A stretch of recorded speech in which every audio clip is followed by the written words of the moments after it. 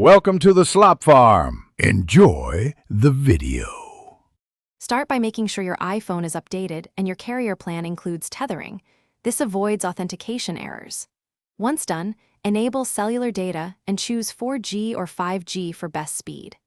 Now open Settings, tap Personal Hotspot, and toggle it on. Set a strong password so nearby devices cannot join without permission. You do this first because a correct network and credentials prevent most connection failures later, and because the phone broadcasts only after Personal Hotspot is enabled. Now connect your other device. Wi-Fi is easiest. Select the iPhone name and networks and enter the hotspot password. Bluetooth or USB work for low power or stable links. Make sure Auto Join and Ask to Join networks are set so devices reconnect smoothly.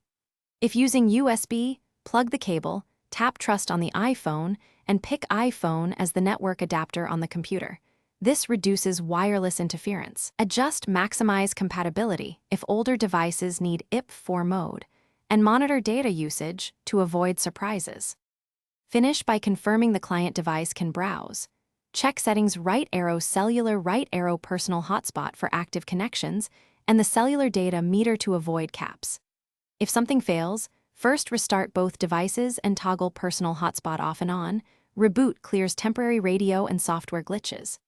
Once tried, reset network settings to remove bad configurations, which keeps your data intact but clears saved Wi-Fi networks and passwords. If issues persist, contact your carrier to confirm tethering is enabled on the account.